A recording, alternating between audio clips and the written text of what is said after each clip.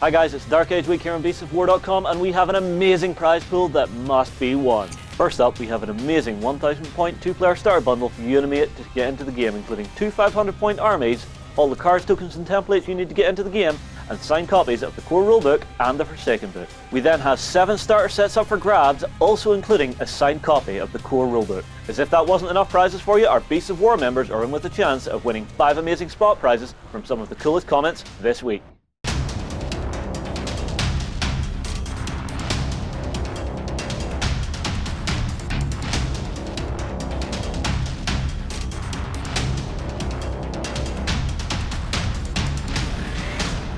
Hi guys, welcome to Dark Age Week here on beastsofwar.com. It's time for a look at another one of the factions. This time we're having a look at the Dragyri. Now, we've very briefly touched on them earlier in the series. Yep. What's going on with these guys? Who are they? Basically, the Dragyri are first of the alien races that we're talking about here. The Dragyri were a slave race that was brought to Samaria pre-abandonment, and since the fall, the collapse of the Galactic sort of Federation, they've risen up and overthrown their masters. Yeah, who were the little guys we saw. The little guys we saw in the very first video. Video we did, exactly, the Ultigren. So now the Dragyri have been able to sort of move on to following their different elemental drives. So basically, now that they've attained their freedom, are they sort of getting back to their roots where they would have had this before being enslaved? Yes, they're getting back to their roots, and the Dragyri basically separate themselves down to elemental castes. So currently in the game we have the air caste, the ice caste, and the fire caste. Well, I mean, first up, I'm guessing this is one of our air caste, yes? Exactly. That is Yavanka. That is the Arbiter of the air caste. And the Arbiter for each of the Dragyri caste is the one they have chosen that is the living embodiment of their chosen element. So Yavanka here is the best embodiment that the faction can put forth of air. She is nimble, graceful, but also deadly. And that is, that basically is the embodiment of the air caste as a whole. They're your glass cannon army. They're going to be very fast. They're going to have very short range hit and run tactics, and that is what they're going to do. They're not meant for a sustained assault. They're not meant to get heavy into melee. They're meant to just skirt around the edges and pick you to death until you're weak enough for them to come in and finish off. So the tactic against these guys is if you see something that's slightly overextended, load into it and try and get rid of it? Absolutely. Okay. You want to basically hit these guys and they will not be able to take the hit and they will go down. Okay. Well, our next image, I believe, is another part of the aircast. So what is this? One of the defining features of the Dragyri is they have elemental magics, and one of the things they can do is summon elemental avatars. This here is the greater air elemental, a embodiment of the wind and the storm that they can summon, that can shoot lightning, create giant maelstroms for the enemy, and just generally wreak havoc across the battlefield. Yeah, well, I'm hearing air elemental. I'm guessing even if I get into melee, this thing is pretty much made of air, so am I really going to be able to hit it, or is it going to be really difficult to land a blow? It has one of the lowest defense values in the game, so it is one of the hardest things to hit, but just like the rest of the aircast, if you do manage to hit it, it really can't take that damage. Okay, I see.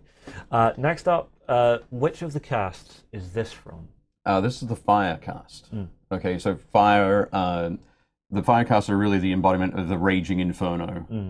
They're about rage. They're about brutality.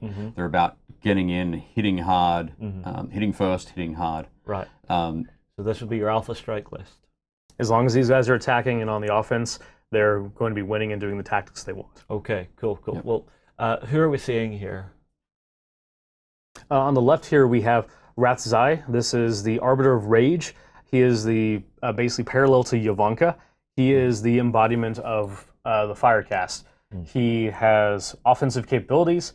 He basically has chain abilities. As long as he is attacking, as long as he's on the offense and killing things, he can continue moving forward, just like that rampaging forest fire. Okay. But if he's going to have to be put on the defense, or if he's not going to be able to keep the offense up, that's where they're going to begin to suffer.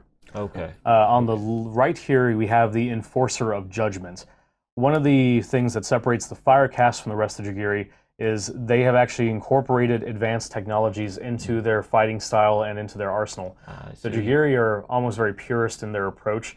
The Ice Cast disdain any type of range combat at all. They view it as dishonorable. They rely on their own brute strength to survive. Yeah. The Air Cast kind of does the same with their methods. The Fire Cast have found this ancient cache of weapons and incorporated that into how they fight. So they're one of the more range-focused Dragyri. Not that they're primarily range-focused, they just have the added benefit of that.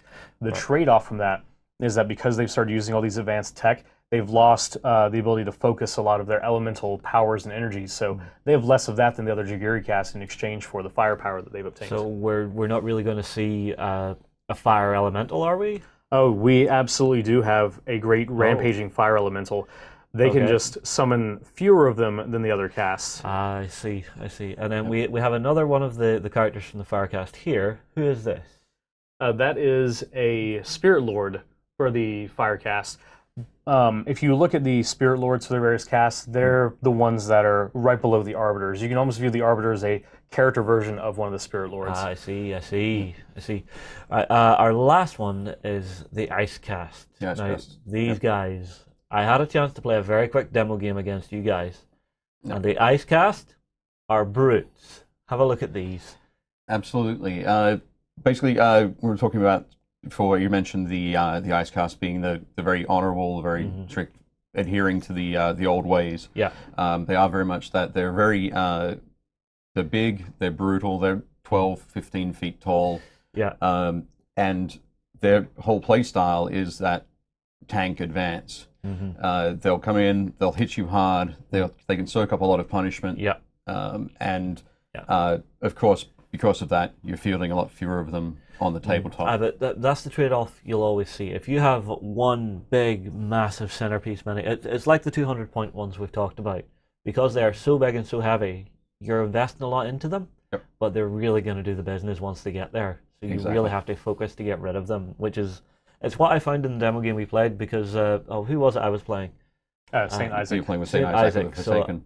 So I had some guys with guns, and I was just sitting there going, okay, my guns have a double tap, I've got more chance of malfunctioning, but that has to die right now. Fire everything, kill it It's coming at you. The Dragyri are a really nice faction. I love seeing alien races in games where they actually feel as if they came from a completely different culture. Yes, you can draw some parallels, but they actually feel as if they have their own culture, which really separates them from the rest of the universe. So, guys, tell you what, drop me a comment below. Do you like the idea of the Dragyri? Will you be going for one of the casts? Will you be going fire, air, or ice? Drop us a comment below. We will see you in the next video.